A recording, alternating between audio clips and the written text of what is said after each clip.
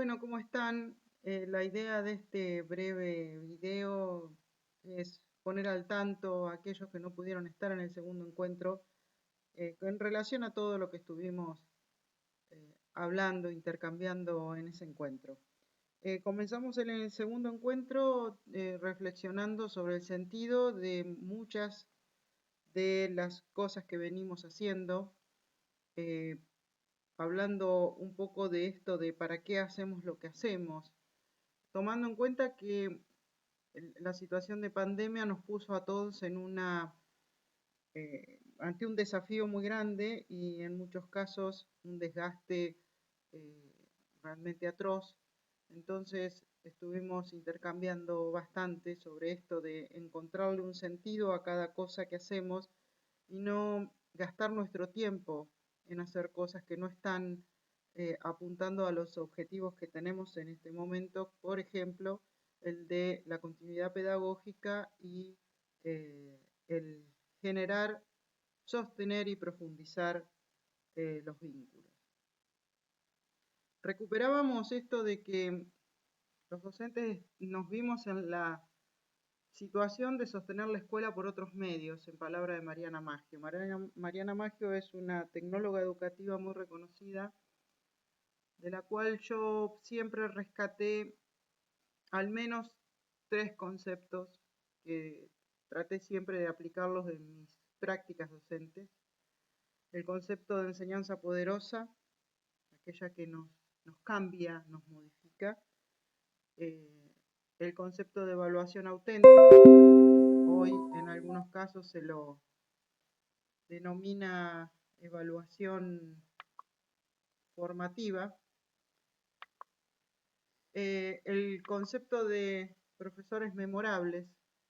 ¿Quién no tiene a lo largo de su historia docente algún profesor que ha marcado, ¿no?, con alguna frase o algún gesto la decisión de uno de querer abrazar la docencia también?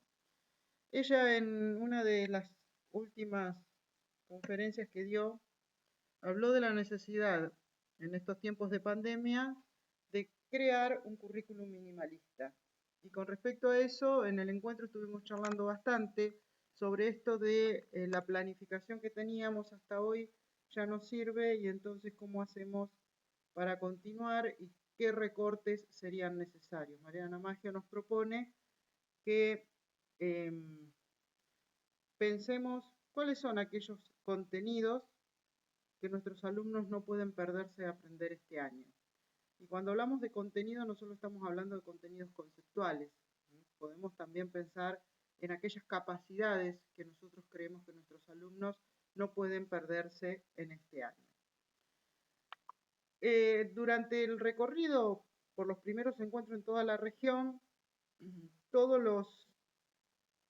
los distritos coincidieron en relación a 4 inquietudes principales que plantearon los docentes. La primera y la que predominó fue la sensación de agobio, por eso la coloqué acá en primer término.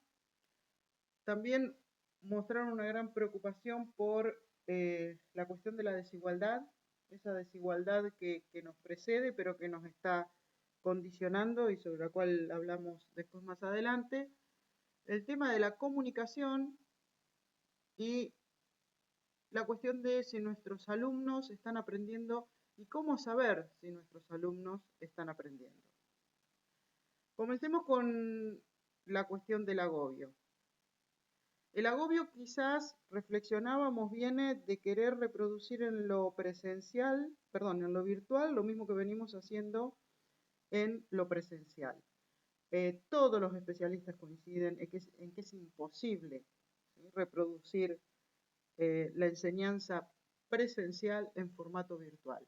Es más, algunos, como Terigi, dicen, para mí es imposible enseñar todo en formato virtual. Cuestión que algunos otros discuten, pero por lo menos dentro de mis posibilidades yo estaría de acuerdo con ella.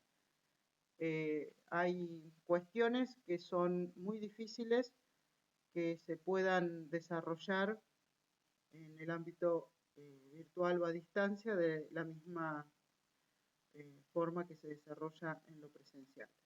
Por otro lado, también el agobio vendría de la cantidad de actividades, del extenso tiempo que nos lleva a resolver cada una de esas actividades. Por ejemplo, se habló mucho del tema de la corrección de fotos, corrección de imágenes que no están del todo claras, y también, bueno, el hecho de querer hacer la devolución de esas correcciones, y de la demanda permanente a cualquier hora y por cualquier medio, no solo de alumnos y familias, sino también de las instituciones.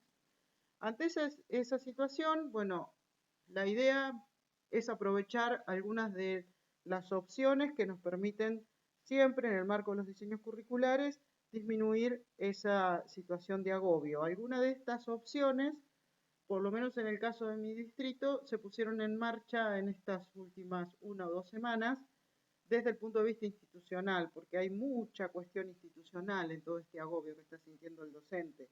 En el comienzo de lo que fue el aislamiento, la indicación fue, bueno, aseguren la continuidad pedagógica, pero nadie nos explicó el cómo, porque creo que nadie lo sabía tampoco. Entonces, ¿qué opciones tenemos? Bueno, pensemos que por ahí podemos estar trabajando en proyectos interdisciplinares, varios docentes trabajando en torno a la resolución, por ejemplo, de una pregunta en común que nos permita abordarlo desde los distintos espacios curriculares. De esa manera, no solo disminuiríamos el agobio nuestro, sino también el agobio de nuestros alumnos y las familias, porque el agobio tiene esas dos caras, ¿no? El agobio nuestro como docentes, que recibimos una gran cantidad de actividades para corregir, y también el agobio de las familias, que reciben permanentemente cataratas de actividades para resolver. Entonces, bueno, los proyectos interdisciplinares pueden ser una opción. La otra opción, la rotación de actividades. En muchas escuelas ya hasta hay cronogramas de rotación de actividades con semanas para cada uno de los espacios, de tal forma que los chicos no reciban todas las semanas actividades para realizar de todos los espacios curriculares, pero a su vez también los docentes no reciben todas las semanas actividades para corregir y devolver de todos sus cursos.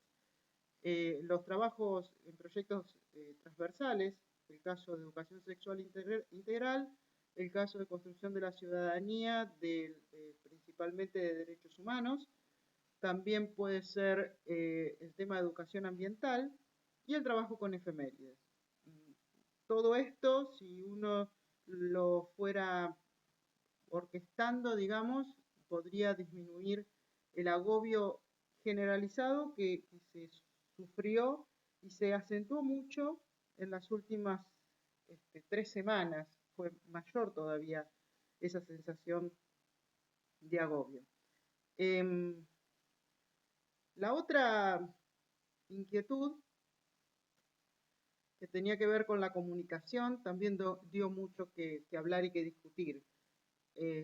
¿Por qué canales establecemos la comunicación? ¿Cuáles son los canales fidedignos para poder comunicarnos? ¿Cómo sabemos con quién nos estamos comunicando? En muchos casos nos estamos comunicando con la familia, puede ser la mamá, el papá, una tía, alguien que ni siquiera está en la misma casa que nuestros alumnos.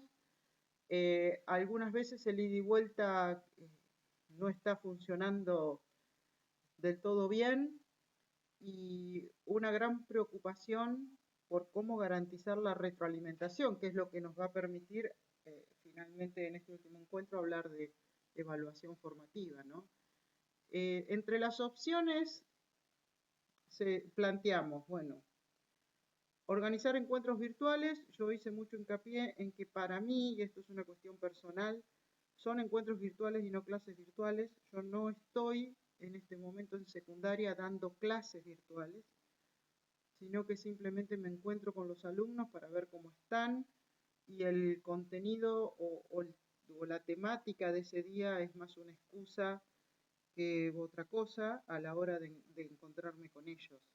Por eso lo importante de los encuentros virtuales es que uno, si bien ya los tiene armados y pautados, que estemos dispuestos a que sobre la marcha ese encuentro derive en otras situaciones. Uno puede utilizar disparadores como para ver cómo se están sintiendo y brindar un mensaje de apoyo, de acompañamiento, de optimismo, de que esto, bueno, va a terminar. La otra opción también era conformar grupos de trabajo. ¿En qué sentido estábamos hablando de conformar grupos de trabajo? Algunos cursos ni siquiera se conocen entre ellos. No solamente que nosotros no los conocemos y que ellos no nos conocen a nosotros, sino que no se conocen entre ellos. La idea de conformar grupos de trabajo, de tener interacción el profesor con un grupo más reducido, suele dar muchos resultados en esto de la comunicación. También habilitar la comunicación por privado. En muchos casos los profesores hemos tenido que conformar grupos de WhatsApp, a pesar de nuestra resistencia inicial, porque sabemos lo que significan los grupos de WhatsApp con respecto a los horarios, la cantidad de información que puede ir y venir, y debemos habilitar también que el alumno pueda comunicarse por privado a través de WhatsApp. ¿Por qué? Porque en muchos casos lo que no se animan a decir en los grupos lo pueden llegar a decir en privado. Aún aquellas cosas que nosotros consideramos que son banales, que para ellos son muy importantes. La siguiente cuestión o inquietud era el tema de la desigualdad. Yo creo que la imagen que están viendo en este momento sintetiza todo lo que nosotros hemos charlado durante el encuentro. Las situaciones de conectividad y no conectividad, aquellos que tienen conectividad a través de un Wi-Fi en su casa y aquellos que dependen de un paquete de datos que por ahí es limitado, el tema de la disponibilidad de dispositivos. Si bien uno puede preguntar, el chico va a decir, sí, yo tengo un celular para poder comunicarme, pero ese celular es compartido y para colmo en muchos casos muchos pertenecen a adultos que salen a trabajar, entonces eso también complica el tema de los horarios para poder comunicarse. También tenemos desigualdad en cuanto a la ayuda y al acompañamiento familiar. No es lo mismo tener una mamá docente dentro de la casa que tener una mamá semianalfabeta. No es lo mismo tener una familia que está preocupada por la educación fundamentalmente que una familia que está preocupada por otras cosas que considera lógicamente más urgentes, como es garantizar la alimentación o resolver cuestiones de salud. Y también este cambio, ¿no? de escenario, donde los tiempos domésticos y los tiempos escolares empiezan a entrar en tensión. ¿Sí? Uno por ahí está en un encuentro virtual y escucha que están picando cebolla y los chicos están tratando de minimizar sus intervenciones porque hay ruidos en la casa, porque un hermanito llora, porque es el momento en el cual ese mismo espacio está siendo ocupado por actividades domésticas. Las opciones. Pensar en actividades lo más simples posibles, potentes, simples, pero personales. Hablábamos con Mónica Hernández, la referente TIC, y ella nos decía, ¿por qué no una actividad que se responda con un audio de WhatsApp? ¿No? Y en ese sentido, el chico tiene que poner la voz, y que tenga que tomar una posición, una postura con respecto a alguna de las cuestiones que le estamos planteando. ¿Qué pasa con los chicos que no tienen conectividad? Bueno, una opción es el envío de tareas cuando se hace la distribución de bolsones. En ese momento la institución se organiza para llegar a distintas familias. Si dentro de estas familias que necesitan la asistencia alimentaria, a su vez hay falta de conectividad, se le puede acercar junto con el bolsón, y si no, en esa organización se puede ver un recorrido a aquellas familias que si bien no necesitan el bolsón, no estarían con situaciones de conectividad. Y por último, la cuestión no menos importante, la dejamos para lo último porque la vamos a trabajar con mayor profundidad en el tercer encuentro, de los aprendizajes. La pregunta del millón. ¿Cómo sabemos si nuestros alumnos realmente están aprendiendo? ¿Qué instrumentos e indicadores nos permitirían averiguarlo? Y bueno, llegó el momento de desterrar algunas cuestiones relacionadas con la evaluación que venimos trayendo de épocas anteriores, de una enseñanza la que llamamos enseñanza tradicional, enciclopedista, donde la evaluación es el final de un camino y es un momento en el cual nos jugamos a todo o nada.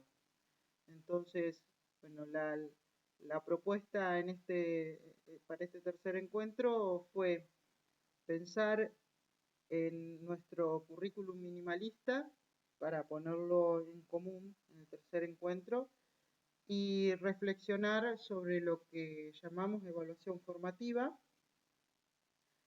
que nos saca de esta idea de que evaluar es calificar, ¿sí? Es poner una nota. Así que bueno, estas han sido las principales reflexiones que tuvimos durante el segundo encuentro. Espero que les sirvan para llegar a un tercer encuentro con todas las ganas de intercambiar. Tenemos un Classroom abierto donde se pueden subir experiencias y donde también estamos subiendo todo lo que vamos desarrollando.